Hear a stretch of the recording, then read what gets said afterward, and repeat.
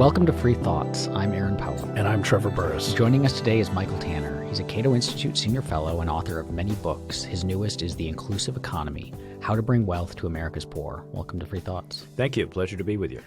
You discuss the history of thinking about poverty, which seems to divide into almost two camps. On the one hand, the poor are at fault for their poverty, and on the other, the poor aren't at fault for their poverty. Which is right? Well, I think there's truth to both of them. And if you look at the current debate about poverty, what you find is that a lot of people on the right accept the idea of sort of a culture of poverty or sort of an individual responsibility idea of poverty. A lot of that is built around this idea of a so-called success sequence, the idea that if you do certain things like get a job, finish school, don't have children until you get married, then you're unlikely to end up in poverty, and that's very true. On the other side of the equation, there are those who I think are more on the left who generally say, okay, that's fine as far as it goes, but you also have to look at what influences those choices and decisions that poor people make, and that in a society in which they're not treated fairly, in which there's still endemic racism and gender-based discrimination as well as economic dislocation, there's going to be constraints on their choices that push them in certain directions, and it's not right to blame them for those choices. In the parts of the history you discuss in the church, did the church make a distinction between when the church was involved in most of anti-poverty efforts, say in the Middle Ages? Did they make a distinction between the undeserving and the deserving poor? That's an old concept. Not generally. What was interesting was that originally the idea of charity was something between you and God. You earned points in heaven, and that was both the Christian church, but also was in Judaism and Islam as well. The idea that what you were doing was something that was commanded by God, and that's all you really cared about. You didn't really care what the poor did or how they got in that situation, or even what they did with the alms that you gave them. That really began to change actually in the Elizabethan age when the state got more involved and began mandating charity, if you will, began to tax people and distribute it. People then sort of resented it and said, wait a minute, if they're taking this money from me, I'm not getting any credit with God for this. It's like a Herbert Spencer line, too. Herbert Spencer kind of says, if they take this, I'm not really being charitable anymore. That's right. Yeah. Charity is not something, it's something you do voluntarily. It's not something you do at the point of a gun. And therefore, people began to say, well, maybe we need to make some distinctions about who gets this. And originally, the idea of orphans and the lame and the halt, widows, they could get charity, but the sort of able-bodied people, they were actually penalized, and they could be whipped out of town if they were found begging. Is this distinction even all that helpful when we're talking about like how we can actually help the poor? Because it seems like when you look at the way that the left and the right talk about poverty, there's a lot of almost motivated reasoning or getting this back. So like the left wants us to increase spending on anti-poverty programs, say, and as a result, they kind of have an incentive to look for evidence that it's not the fault of the poor, that they're poor, whereas the right doesn't want us to spend more money. And so it's easier to not spend more money, both politically and to kind of convince yourself you're doing the right thing if you've convinced yourself that these people deserve their lot.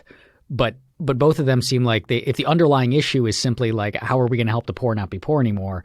These conversations, do they even really have a role to play in the first place? Well, yes and no. I do think there's a lot of backwards reasoning, that people have set their position on what they're going to do as far as policy goes, and then they go looking for justification for that policy. And I think that that's mistaken. On the other hand, if you were a doctor treating a disease, you wouldn't start prescribing things until you knew what the underlying problem was. And I think to some degree, looking at why people are poor is important in determining what policies you're going to step. Incentives matter, for example. And if, as the right says, that people are not working because welfare pays too much or things of that nature, then we should look at what incentive structure we're creating.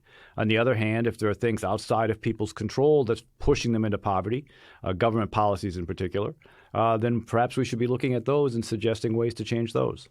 It also seems that race issue, which you write about very eloquently and passionately in the book, could factor into undeserving and deserving poor concepts for voters, at least, if there's a racial element where they tend to think maybe that African Americans are lazier and are more on the undeserving side, so they might vote. That's kind of where the welfare queens thing seemed to come in with your perception of what the poor are like, and then you bring in the racial element, and it could get pretty nasty, I think. Well, absolutely, and I do think there's a racial aspect to people's attitudes towards welfare. One of the things that I found was very interesting was you can go back to the start of the war on poverty, and you just came out of Michael Harrington's The Other America, and people had a vision of the poor as being laid-off factory workers. When was this? Coal miners in West Virginia, 1965.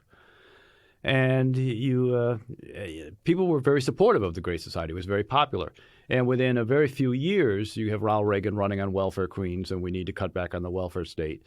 Now, some of that was the demonstrable failure of these programs, but a lot of it also had to do with the change in the perception. There was evidence to suggest that the majority of television news stories, for example, about the poor in the 70s at least, were about African-American women with children. And so we got this idea of these women who were unmarried, having a lot of children, non-working men. And while there's some truth to that in the welfare system, it also is a stereotype that makes it easy to say, well, let's cut off the benefits to them.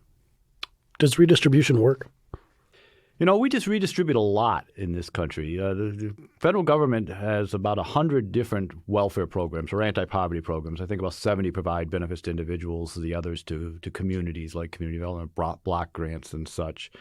We spend about $700 billion at the federal level and about $300 billion at the state level. So we're spending almost $1 trillion.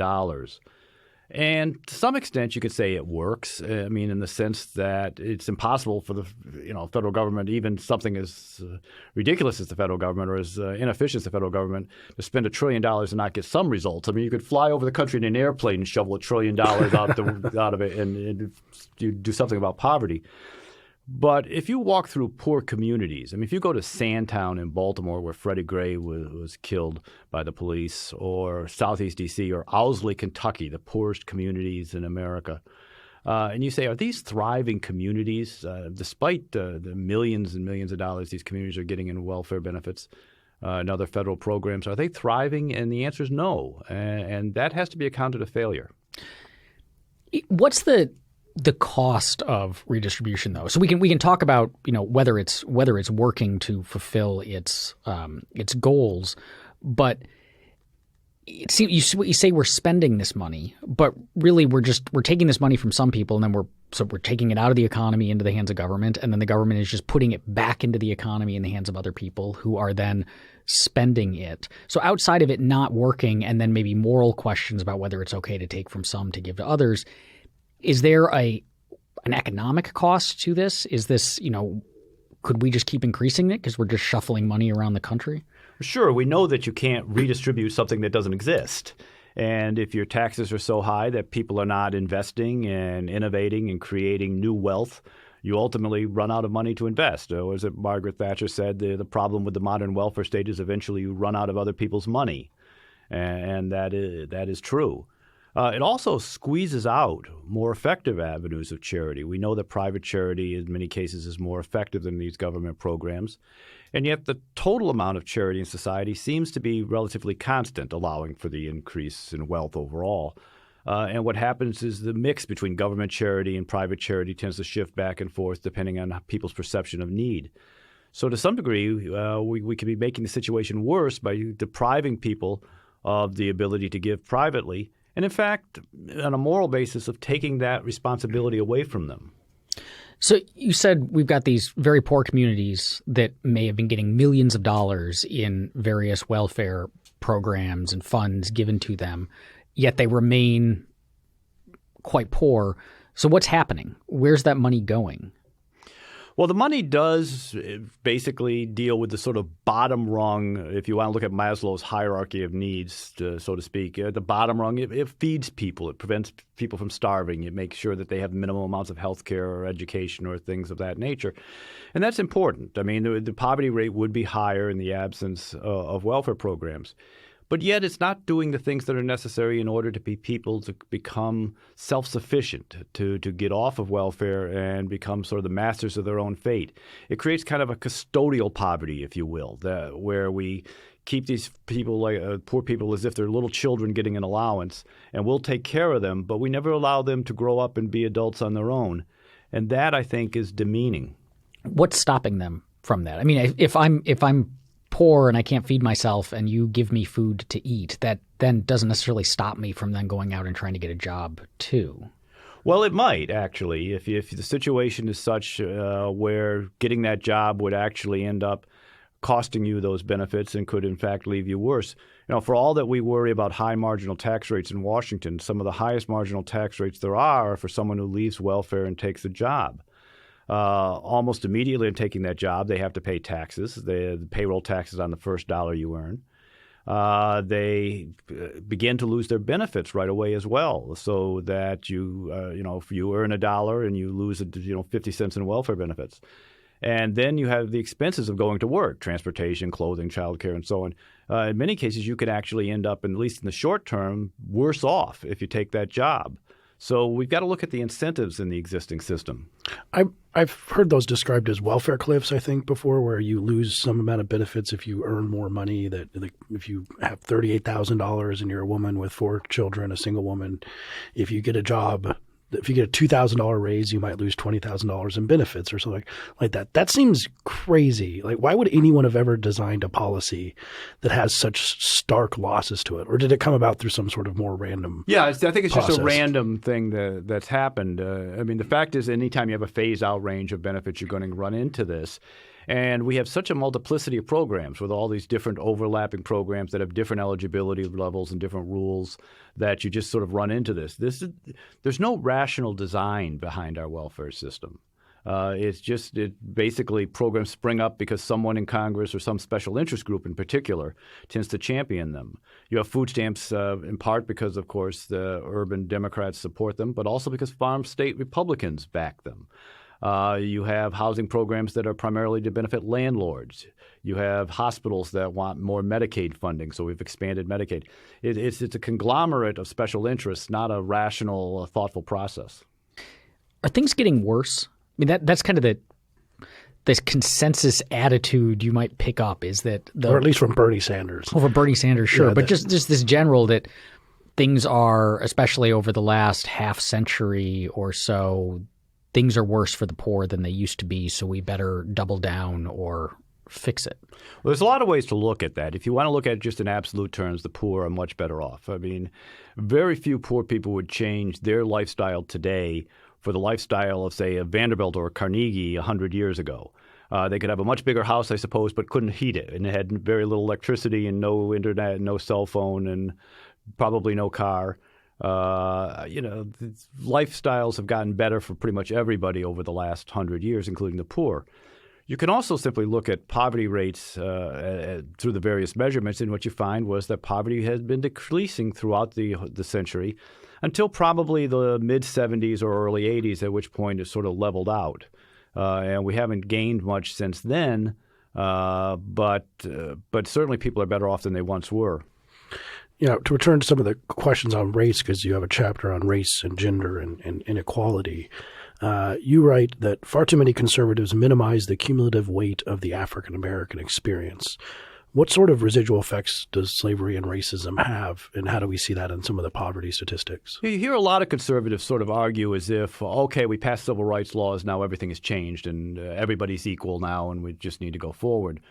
The reality is that you can't have a race in which one group has been weighed down by chains for 5 laps, and they say, okay, in the last lap, we'll just let everybody run free, and it's an equal race. About $7 trillion, I believe, is the estimate of how much, in terms of wages, African Americans were deprived of during slavery. That's $7 trillion in wealth that didn't accumulate and build up over the years, passed down to their descendants today. That doesn't count the losses during, say, Jim Crow era, or that go on with ongoing discrimination today. The fact is that we live only about 50 or 60 years away from the time when the federal government's policy was to discourage home ownership among African Americans, not to mention redlining among insurance companies and things of that nature. Again, more wealth that simply doesn't exist in the African American community today. And then there's the mental capital. What happens when you saw people who got educated in your community either gain nothing from it or else be persecuted for it, in some cases lynched if you were educated in the South? Those attitudes get passed down from generation to generation, and you have to take those into account today. And now that, of course, includes ongoing discrimination we see today with law enforcement and education and other areas that happen now. But wouldn't the conservatives just say, okay, sure, like that by and large, black communities have less money now or are starting off behind because of this $7 trillion in lost wages and so on. But so much of the problem now is attitude, going back to the kind of cultural questions we started at the beginning. And so, yeah, that attitude came from somewhere, but if it's destructive, you just change it.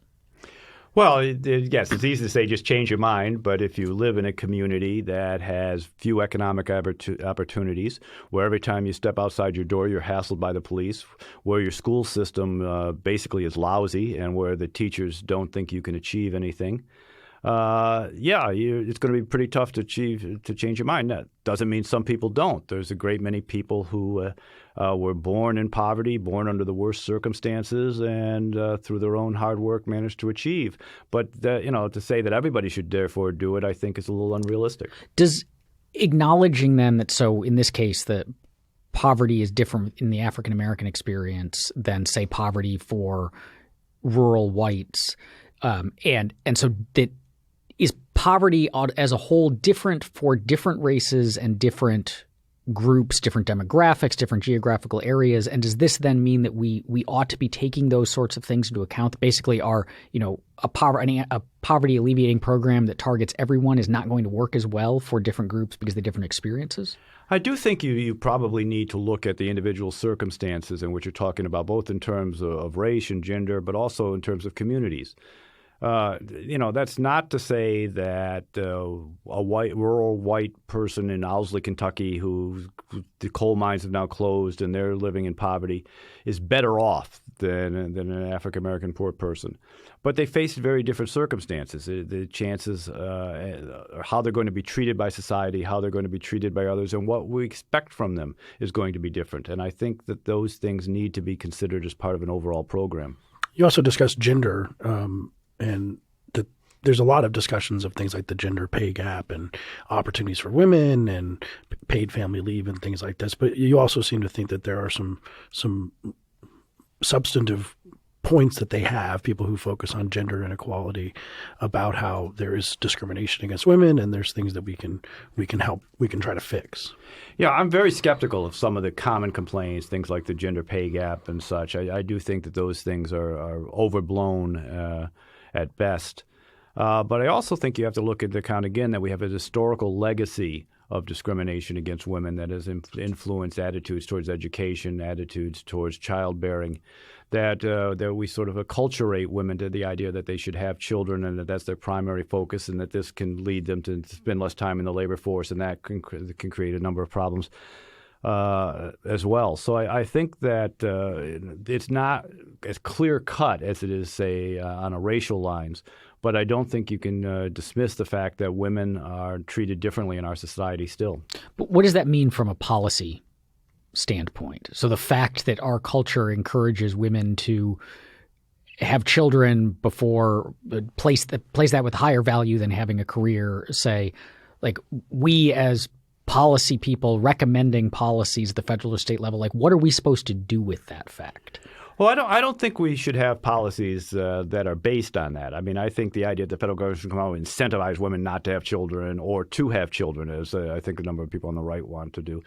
But I think we also just need to recognize that it's not always a choice. One of the things conservatives always say is, well, these women get pregnant, they've chosen to. Well, yes, in a very basic sense they have, but they also made that choice under a lot of pressures from society in various ways, and we should recognize that those exist. I guess it's more a plea against victim shaming than it is a recommendation for policy. We talk a lot about inequality, especially in the last 15 years, maybe it seems to be at least 10.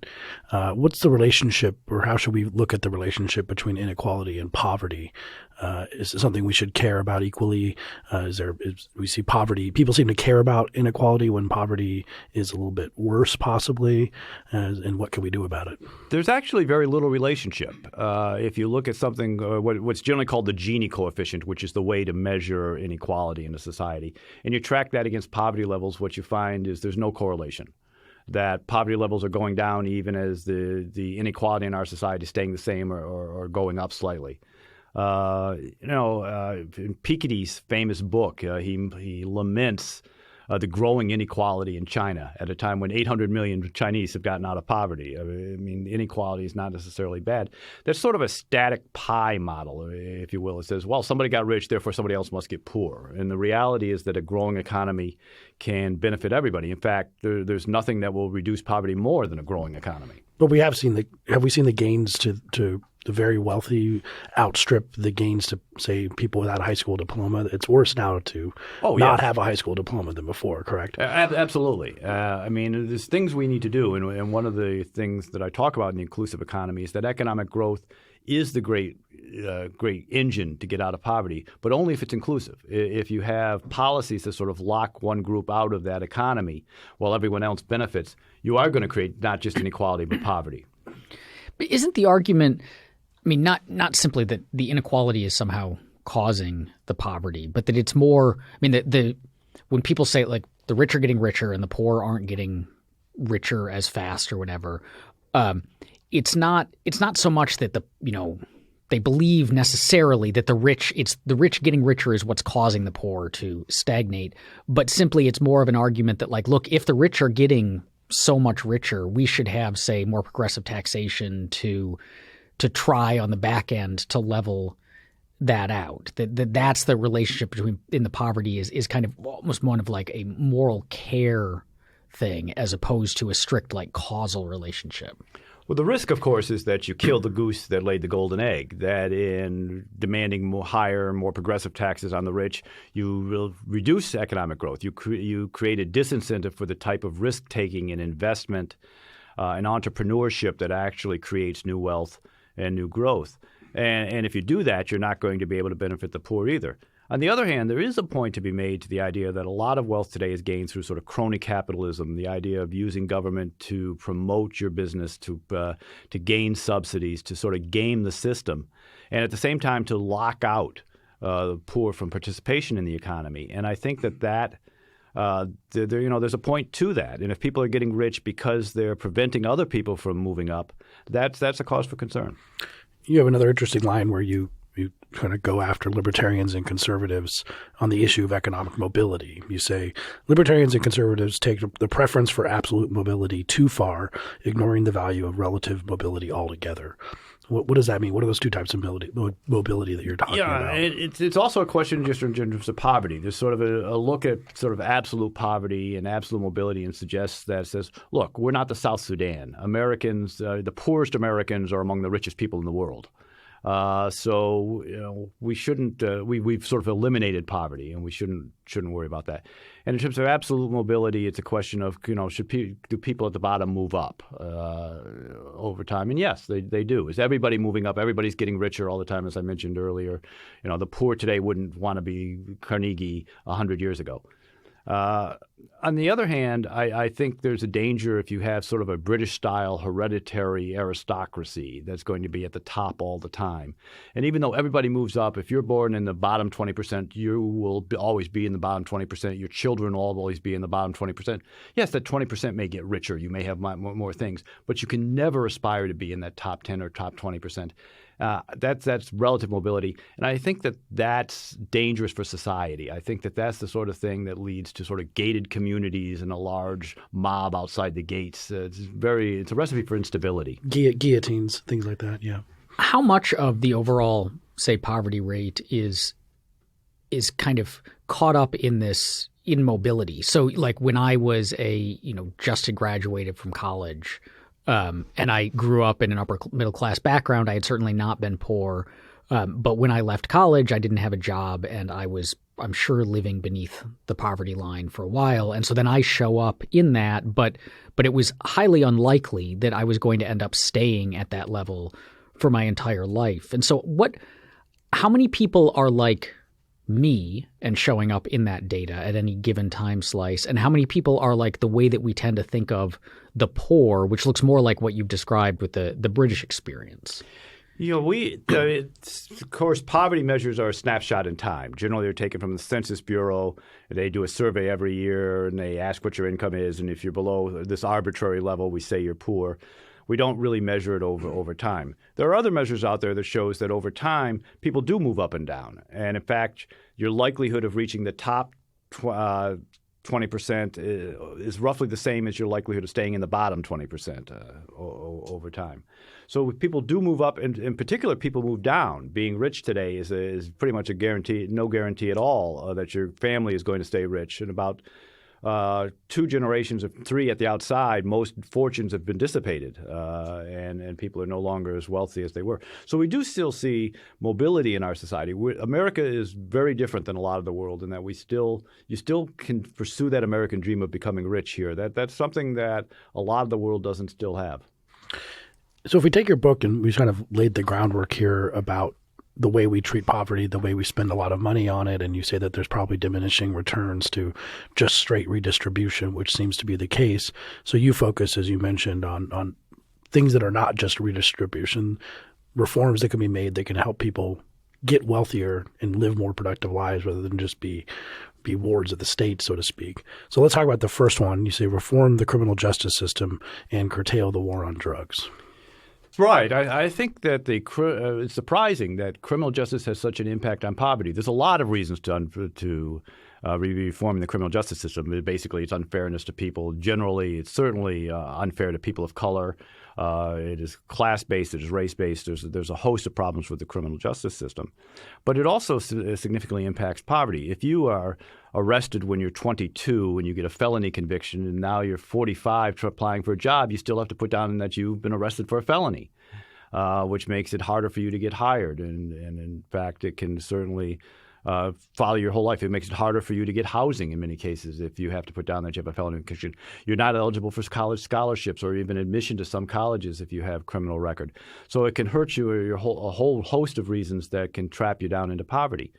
In addition, you can look at poor communities in the whole question of childbearing outside of marriage, something conservatives worry about a great deal. They're always talking about, these women having children, they're not married. Well, who are these women supposed to marry?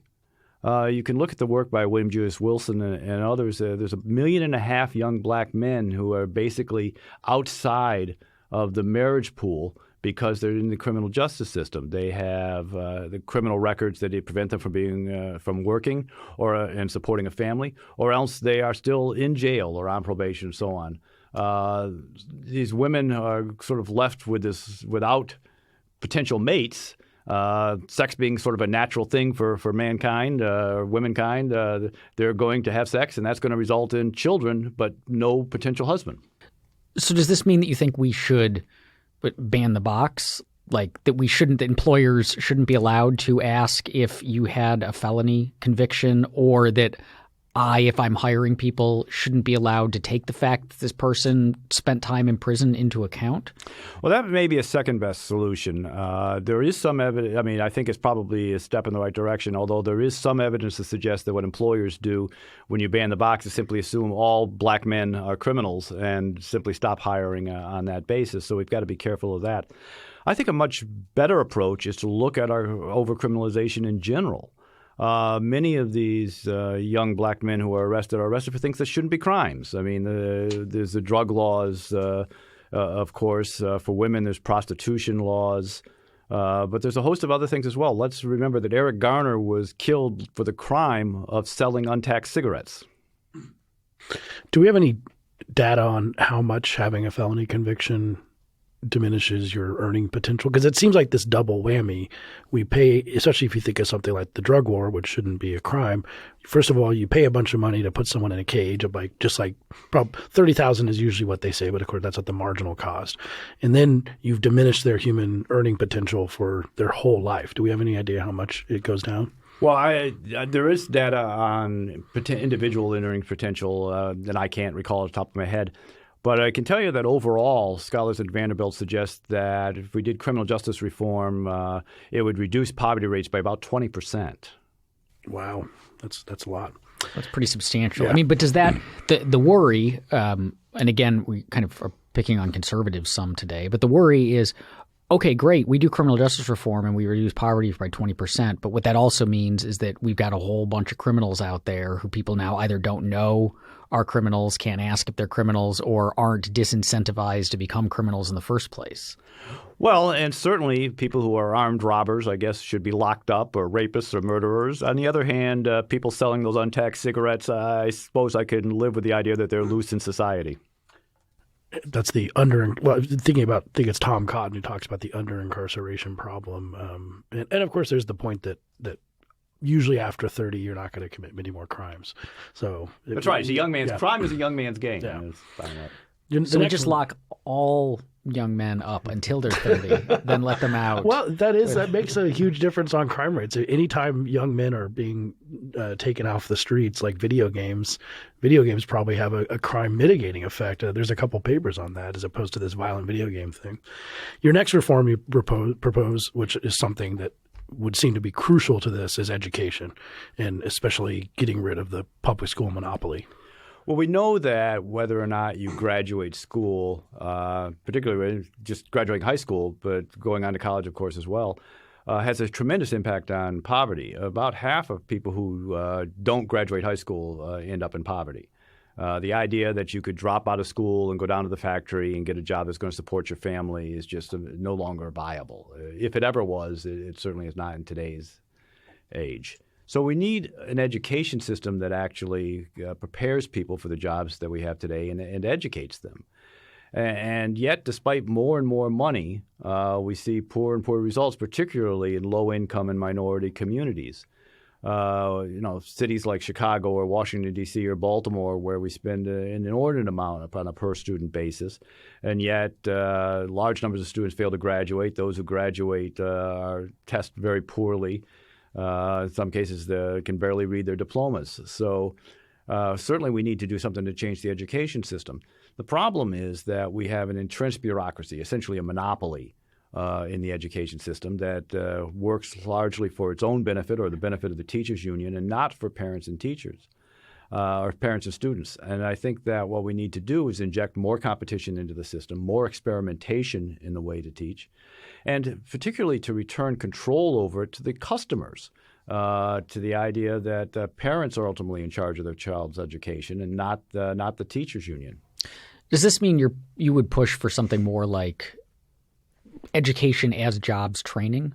Like, is this part of the problem? Is that we not only do we send these kids to bad schools, but we're sending them to bad schools where they're learning social studies and geography and, as dear as is to my heart, English literature, which isn't going to necessarily help them in the job market. So would pivoting to education as a way to keep people out of poverty be a better way to approach it? Well, the evidence actually is fairly mixed on that. The idea that a vocational not vocational, but a particularly skills-based college education versus a liberal arts college education makes a big difference in terms of your future income. Actually, there's disputed in the literature. But if we're good students of Brian Kaplan, we could say for the high school dropouts, is it the dropping out of high school that made them poor, or is it the fact that they're the kind of person who doesn't finish high school? Well, that's the problem with the entire success sequence, is you're dealing with this correlation, and is it A caused B or B caused A? The same is true on out-of-marriage births. The same is true on employment. Are there circumstances that cause people to be more likely to fall into those categories? And that's a subject that social scientists debate. What we do know is that in many inner-city schools, there's not the programmatic or teachers or other ways in which to encourage students to stay in school. There's very low expectations for them to achieve. We have what people call the school to prison pipeline, in which people of color, children of color, or if they misbehave, can get thrown out of school easier, or in other ways disciplined in ways that leave them vulnerable to the criminal justice system. We've certainly seen that some very disturbing videos that have made the rounds in recent years. Whether or not everybody's going to have the innate skill set, innate ability to go on to higher education is probably not. And they certainly could benefit from vocational training, more use of apprenticeships, things of that nature. But I'm not sure we should write them off yet. What about the so we talked about higher education, but what about on the other end with early childhood education, where we could be helping these kids kind of get used to being in school earlier so they're going to succeed better in it, but also potentially helping their parents to, say, remain in the labor force. They don't have to drop out of the labor force to watch children. Well, I would have actually expected there to be more of a benefit from early childhood education than there appears to be. But what studies we see on it suggest that there's very little benefit. It tends to be dissipated very quickly once students enter the public school system. That may be testimony to how bad the public school system is more than it says anything about early childhood education. But we do know that by third or fourth grade, any gains that they've made tend to be gone. And we also know that the few successful experiments are very difficult to replicate. They are very individual, high cost. They're spend a lot of money per student and have one teacher for every couple of students, and it's just not something that seems to be replicable when done on large scale. In terms of childcare, what's particularly interesting is that the parents themselves tend to resist the sort of large institutional child care that seems to get most of the money and most of the subsidies. That they would actually prefer sort of informal arrangements with their local church, their neighbor, or their families in particular. That's why it's so destructive when you see things like Washington, D.C. debating whether or not to require that all daycare providers must have a college education. I mean, we don't require that of parents, so I'm not sure why a daycare provider is suddenly different. But what that's going to simply do is make it harder and more expensive for poor families to find someone to take care of their kids. This freed up educational system that you're advocating, so we can kind of unleash experimentation and therefore hopefully alleviate poverty, or at least help in alleviating it. Do we have evidence from other places that works? I mean, there are other countries that have more open and free and dynamic education systems than we do. Do we see in those places an impact on poverty? Well, we see from around the world that poor families will go way out of their way and spend what limited resources they have to educate their children, and they will see results from it. The terrific book on this, The Beautiful Tree, I think goes into some detail on some of the benefits you gain from this. Even, as I say, for-profit education in poor third world countries is quite popular with the parents and their children, and shows promise. And we've seen sort of the results are mixed in the United States because it's hard to get truly free education. People talk about charter schools, and they appear to work well in Louisiana but not work well in Detroit and things of that nature.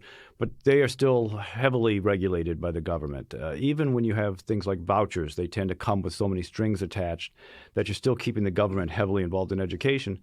And that tends to limit the amount of innovation that you can have. I mean, education hasn't changed much. You look basically at Roman pedagogy. I mean, we don't have a Greek slave teaching the subjects, but it's basically the same education system that they had. What we really need is to change something differently. Your next suggestion is bringing down the cost of housing. What are the biggest factors in raising the price of housing? Yeah, people don't realize how big a deal housing policy is in terms of perpetuating poverty. I mean, it's a huge cost to the poor themselves, just in terms of rent taking a disproportionate amount of poor people's income. But it also tends to lock people into where they are. It makes it hard to move to where the jobs are, or to a lower crime area, or to where your children get a better education. You can't. People say, well, go to a better education district in the suburbs. Well, if you can't afford the rent there, you've got a problem. So being able to move, being able to afford housing is important. And yet government policy drives up the cost of housing tremendously, often to benefit the elites. And it's particularly interesting because zoning laws started in this country very explicitly racially. The first zoning laws was actually in Los Angeles, I believe, but Baltimore was a close second. And the zoning ordinances actually prohibited you from selling a house to someone who was not of the majority race on your block. So if most of the people on your block were white, you couldn't sell or rent to an African-American family, for example.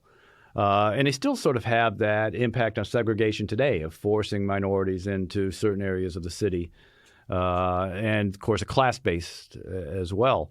These zoning laws can add tremendously to the cost of housing. There's evidence to suggest that they add 10, 20. In some places like Manhattan or San Francisco, they can add 50% to the cost of housing. That's a huge burden that the poor are largely bearing. And, to protect the aesthetics of wealthy elites who don't want multifamily housing in their area.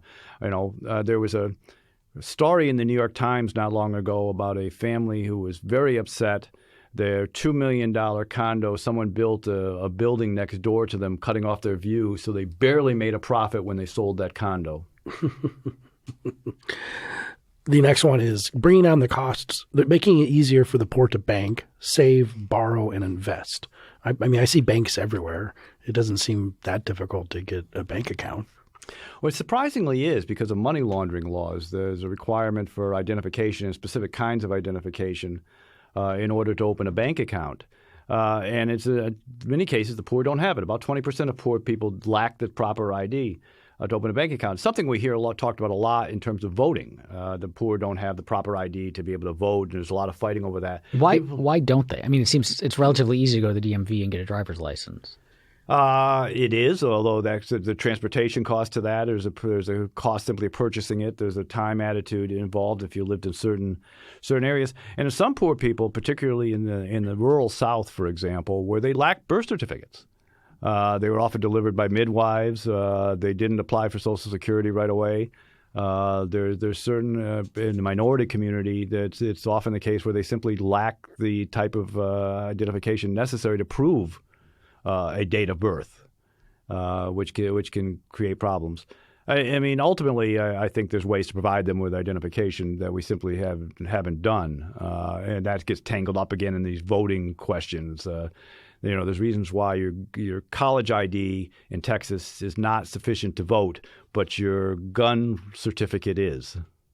So that's bank accounts. You have these other ones, borrow, which I think it would be difficult for them to borrow because they probably don't have collateral or income. That's right. That's part of being poor. And it's part of this lack of banking. If you don't have a bank account, then you can't borrow against them. What you end up with is poor largely dealing in a cash economy. We're moving to this cashless economy everywhere else, but the poor largely deal in a cash economy, which means you're carrying around large wads of money in your pocket. It leaves you vulnerable, of course, to being robbed or picked up by the police as a drug courier or something because they say, "Why do you have $500 in your pocket?" In that regard. We also one of the perversities of our welfare system today is the idea that we punish savings and we encourage consumption. That if you get a welfare check and you spend every penny of it, we're perfectly fine with that. It doesn't even care what you spend it on. But if you save some of that money so that someday you could send your kid to school, we're going to take away your check. We have these asset tests, and we count things like your car against your assets for eligibility. Well, how are you supposed to go get a job if you don't have a car in many locales? So we sort of have this perverse set of incentives that encourages you to consume as much money as you can today, but not be the sort of responsible person that the rest, that non-poor people are expected to be, and save for the future and invest for your children's future. We kind of think that that's a bad thing for the poor. Why? I mean, if these policies sound terrible and sound obviously terrible, so like the ones about the stuff we just talked about with banking, like this clearly is hurting the poor. It makes perfect sense that these policies would hurt the poor because of the way the poor are situated. And yet these are policies, I mean, these are areas where the people who control the policy in the area, the representatives, the legislators, the regulators, whomever, seem to also profess a lot of desire to help the poor. And so what gives? Why haven't we just seen, oh, well, of course, poor people are having a hard time getting IDs, and that means they can't open bank accounts, so let's just change the law there.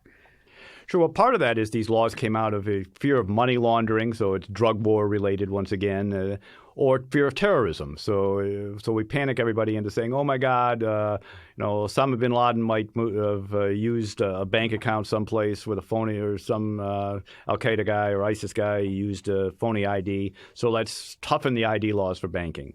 And nobody ever thinks about whether there's an impact on the poor. The poor are, by and large, left out of policy debates. I mean, come election time, everyone raises a hue and cry about it. But when you actually get to legislation on the Hill, people don't pay much attention to the impact on the poor. Is that because the poor lack the resources to, say, hire lobbyists or donate to campaigns? Is it just they don't have enough money to?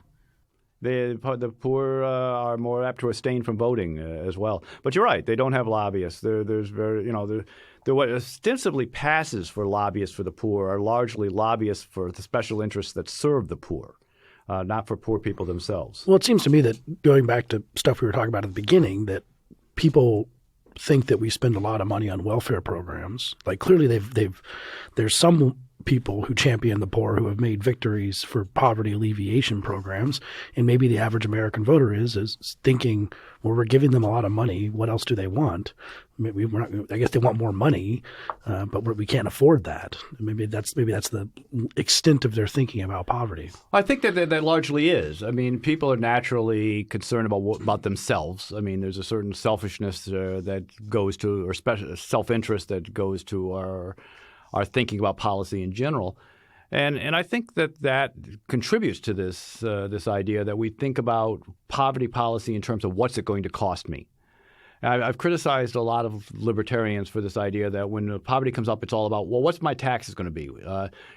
This program on the poor, I don't care what it does for the poor or whether it's good or bad for them. But they shouldn't take money from me. Taxation is theft, and therefore that ends the debate. I tend to think that policy should be based on something larger than that. I mean, the whole idea of why we do public policy, of why I am a libertarian, is the idea of human flourishing, of a better society, of one in which everybody is better off. And that includes the poor. And I think that libertarians should pay more attention to that. An interesting line you have is anyone who spends much time reading contemporary poverty scholarship realizes that the dirty little secret among many scholars, as well as many of those who work directly with the poor, is that they do not believe that every person who is poor can thrive on his or her own. Yeah, that really is. There's a belief out there, and it's surprising. It's widespread on the left as well, that poor people lack the skills, they're less intelligent, that they are not capable of taking care of themselves. And we do need this sort of custodial system that'll simply take care of them. We don't want them to starve, and so we'll give them their allowance. I don't buy that. I mean, I've known poor people in my life. I've talked to a lot of poor people. I've gone to and visited poor communities. And I don't see any evidence that suggests that poor people are lazy or stupid. I think poor people simply are in a bad situation and adjusting to it the best they can.